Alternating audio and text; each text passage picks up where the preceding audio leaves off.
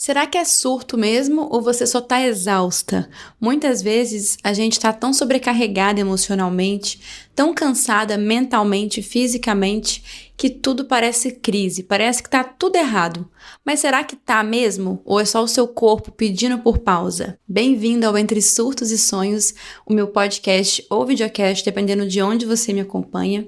E hoje a gente vai falar sobre esse estado de exaustão profunda, que muitas vezes parece que é um surto, uma crise existencial, mas na verdade é só o nosso corpo implorando por descanso. Me conta aí, você já sentiu um desânimo, uma falta de energia tão grande que você começou a achar que tem alguma coisa de errado com você ou com a sua vida? Que você de repente não é tão boa no que você faz, que você não sabe mais o que você quer da vida, uma vontade de, sei lá, sumir ou desistir de tudo? Muitas vezes não é que tem alguma coisa de errado com você ou com a sua vida, mas sim com o ritmo que você vem levando. Eu já me senti assim, a experiência mais recente tem alguns meses, quando eu voltei de uma experiência de 6 meses viajando pela Ásia. O último país que eu estive foi a Índia. E aí eu viajei ao longo de 6 meses, trabalhando e viajando, então foi um movimento bastante intenso ali, tentando conciliar a viagem, os hábitos, o trabalho, projetos pessoais. Então você já pode imaginar o caos que é, né? A cada lugar que eu ia, eu tinha que mudar a moeda, tinha que procurar uma casa nova. Foi bastante coisa, assim, para processar. Foi uma experiência incrível, mas também bastante cansativa. E além disso, o último país que eu estive foi a Índia. Então, bastante estímulo visual, sonoro, bastante poluição, né? Então, muita coisa, assim, acontecendo, muitos movimentos, viagens ali. E no meio disso tudo, quando eu estava na Índia, eu perdi um primo muito querido também, vivi um luto estando longe, do outro lado do mundo. Então foi muita coisa para eu processar, eu estava cansada fisicamente, emocionalmente. E aí quando eu voltei para o Brasil, eu sentia um desânimo profundo. A minha vontade era não fazer nada. Eu comecei a estranhar, porque eu não estava mais otimista como eu sempre fui. Eu não estava sentindo aquele tesão de viver. Eu estava bem baixo astral, assim, e cansada, tendo crises de choro, sem energia para fazer nada. Foram 2 semanas, assim, bem arrastadas, e eu comecei a achar que era mais uma crise existencial. Comecei a pensar que talvez era a crise dos 34 anos, perto de chegar ali aos 35, até que com a minha psicóloga em terapia eu fui percebendo que, na verdade, o meu sistema nervoso estava sobrecarregado e meu corpo entrou em modo de economia de energia. E o pior é que eu voltei para o Brasil e comecei a me cobrar para ter vários hábitos saudáveis que eu não conseguia ter viajando e trabalhando. Comecei a me cobrar de fazer várias coisas, de ter uma produtividade ali linear, sendo que eu estava exausta, sendo que o meu corpo queria pausas e a minha alma queria mais presença. E eu continuava ali me cobrando de fazer um monte de coisa. E geralmente, quando a gente está chegando nesse estado de exaustão, vem também uma ansiedade e eu começo a observar alguns sinais, né? Então, primeiro, eu observo que tem muito uma compulsão maior por telas. Então, eu vejo que eu tô rolando mais o feed, abrindo mais as redes sociais. Tem também uma compulsão alimentar, geralmente aquela coisa de comer por comer, ali, comer só pelo prazer, a dopamina da comida, sabe? Sem consciência do que eu tô realmente comendo, se é necessário comer. E, além disso, pouca presença nas interações. Então, a gente começa a conversar com as pessoas ali sem escutar de verdade ali com presença a outra pessoa. Às vezes a gente tá ali, mas tá pensando em outra coisa. E também eu percebo que a gente fica mais vulnerável. Então, com menos energia, a gente fica muito mais vulnerável às coisas externas que nos acontecem. E aí, quando a gente tá nesse estado, tudo parece ter um peso maior. Então, uma opinião de alguém, uma comparação besta no Instagram, um post que a gente vê e dá gatilho, um comentário que geralmente a gente iria ignorar e deixar passar, mas naquele estado ali aquilo tem um peso, desmonta às vezes a gente. Então, a gente fica mais apocalíptica. Tipo um pouco da TPM, só que com mais intensidade, né? Mulheres entendem. Então a gente fica mais... Tudo parece que é o fim do mundo, a gente tem vontade de sumir, e aí parece que nada faz muito sentido, a gente começa a culpar o trabalho, ou culpa o relacionamento, culpa a cidade, enfim, culpa tudo. Eu não tô falando que não pode ser tudo isso, tá? Talvez seja isso também. Mas será que é mesmo? Porque a mente, quando a gente tá sem energia, ela tá confusa, ela entra em qualquer narrativa, qualquer história. Então vem um pensamento, às vezes intrusivo ali, a gente já começa a seguir aquele pensamento, começa a alimentar aquilo e a coisa vai crescendo e parece ter uma proporção muito maior do que realmente é. Ai, no meio da gravação começou um barulho de alguém cortando alguma coisa, cortando alguma árvore bem aqui do lado. Maravilha. A gente respira para não ter um surto no meio da gravação. Eu vou ter que gravar assim mesmo. Vamos ver se o áudio vai ficar muito comprometido. Eu espero que não, gente. E aí, depois desses primeiros sinais que eu comentei, quando a coisa explode, vem o tal do surto, né? E esse surto pode se manifestar de várias formas. Então, ele vem em crise de choro, em baixa imunidade, a gente começa a adoecer mais facilmente. Pode ser dores físicas, bloqueio criativo, o cansaço, como eu falei, a sensação de vazio. E aí você começa a buscar, como eu falei, culpados para aquela situação, para aquele sentimento, para aquele estado caótico em que você se encontra, ou também buscando atalhos, buscando soluções imediatas para aquilo. Então é muito comum a gente pensar, ai, deve ser o meu relacionamento, deve ser por isso, alguma coisa que não tá boa, ou é o meu trabalho, ou se eu mudar de trabalho, ou se eu fizer aquilo que fulana fez, tudo vai mudar, até idealizando certas mudanças de vida. E o que eu venho aprendendo é que muitas vezes o que a gente chama de surto ou de crise existencial é uma reação fisiológica e emocional ao esgotamento. É o nosso corpo gritando, ei, chegamos no limite. É como se ele dissesse, se você não parar por bem, eu vou te fazer parar. Então é como um alarme, sabe? É o nosso corpo ativando um modo de defesa quando ele percebe uma ameaça. E a ameaça, nesse caso, é a sobrecarga constante. E isso me faz lembrar daquela frase de um autor desconhecido que diz: 3 regras. Não prometa nada quando estiver feliz, não responda ninguém quando estiver irritado e não decida nada quando estiver triste. Então nesses momentos, a gente acha que precisa reiniciar a vida do zero, sendo que, na verdade, talvez o que a gente mais está precisando é de um momento de pausa, é de um momento de conexão, é de parar para refletir, para sentir, para organizar a mente, para organizar as emoções. E é claro que, às vezes, esse momento de pausa que a gente tira, quando a gente reduz o ritmo ali, esse momento, às vezes, vai nos mostrar que sim, é hora de mudar alguma rota, talvez buscar um novo emprego, adotar uma nova estratégia, mas talvez não é um colapso, talvez é só o seu corpo pedindo para você desacelerar. E como lidar com isso? Como que a gente faz para evitar de chegar nesse ponto, nesse limite? A resposta é claro que é a busca pelo equilíbrio.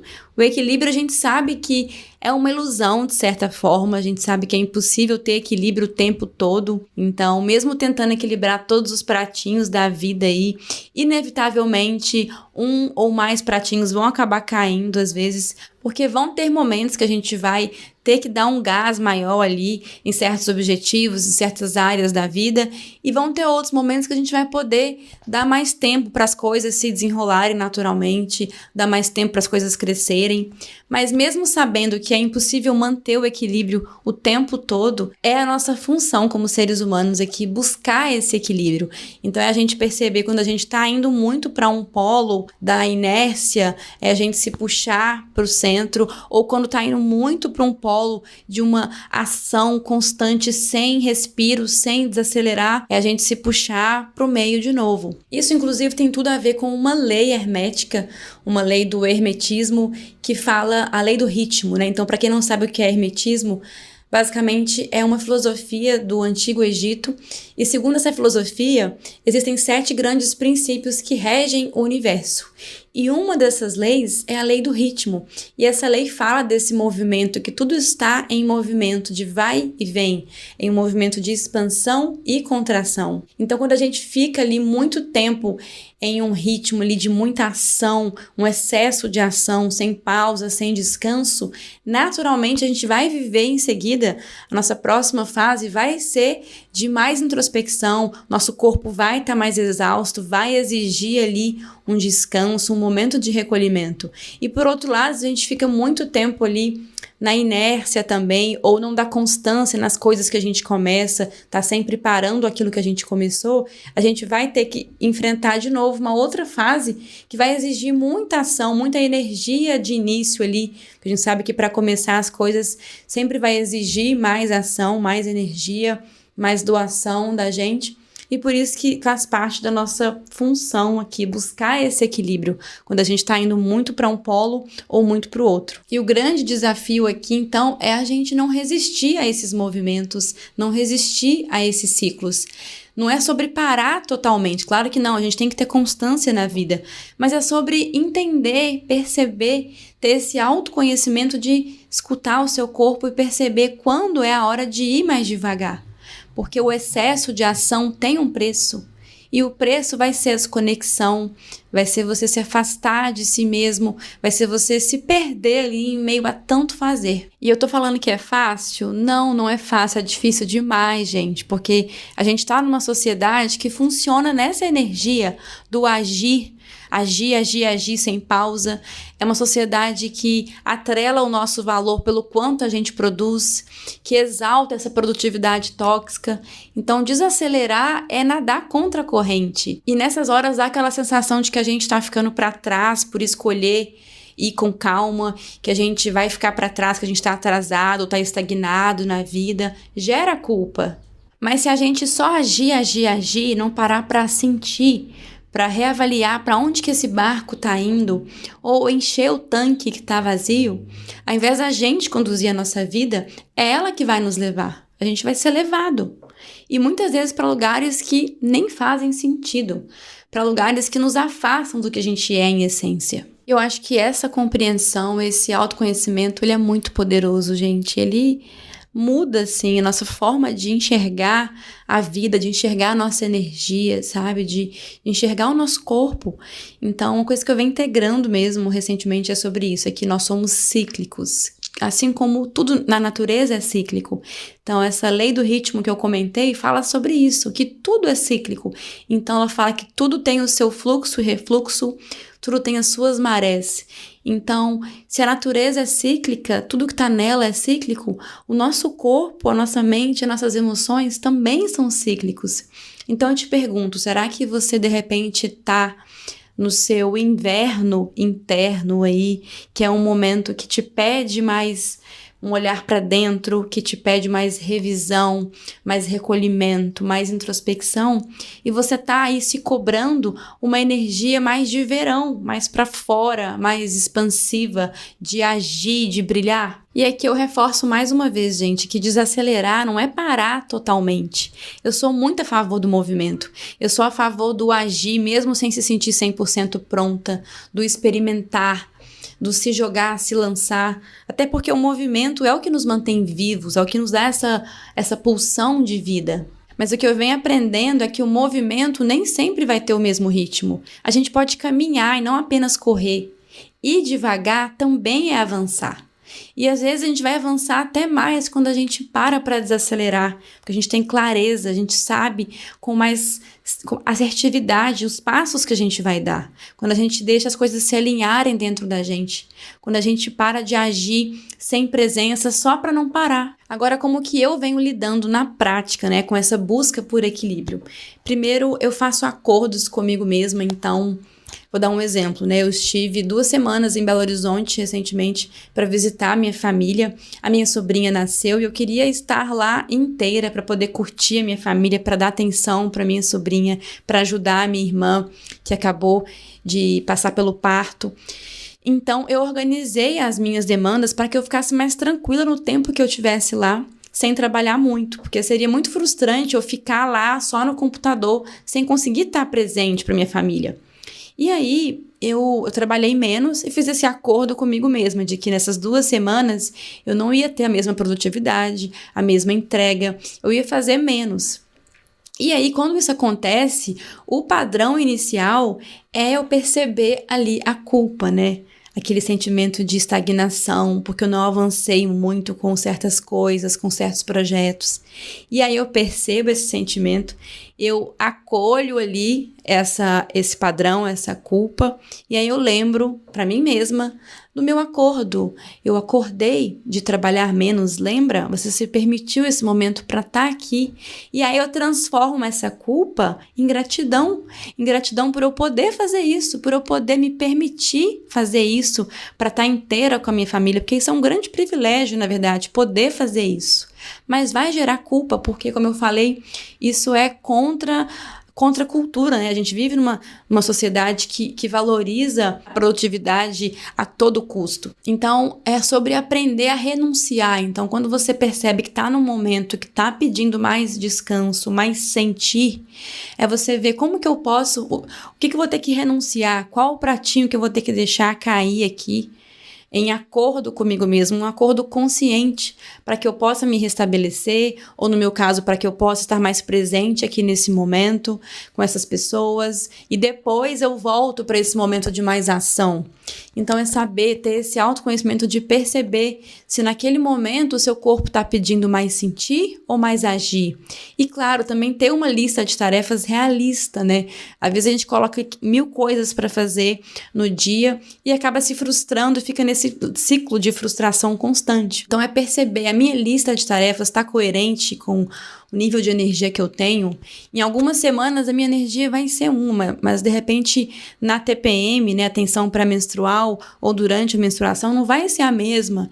Então por que não também alinhar essa lista de tarefas? E eu sei que para quem trabalha em um escritório, né, um emprego fixo CLT, é mais difícil fazer esses acordos, mas aí é sobre também criar pausas ali restaurativas, pausas, rituais de transição entre uma tarefa e outra, para poder se perceber mais. Então, ter intervalos ali entre uma tarefa e outra para respirar, para de repente ir contemplar o sol, tomar um banho de sol na varanda, se você faz home office, ou na área de convivência. É você parar por 10 minutos ali em silêncio, sem tela, né? Porque tela não é descanso, então é parar para se permitir ali sentir. É entender também no trabalho que o mundo muitas vezes não vai acabar se você deixar a tarefa que ficou inacabada hoje para amanhã. Muitas vezes a gente se coloca numa rodinha do hamster ali de trabalhar loucamente, sendo que não é necessário às vezes é um padrão que a gente está rodando ali sem perceber,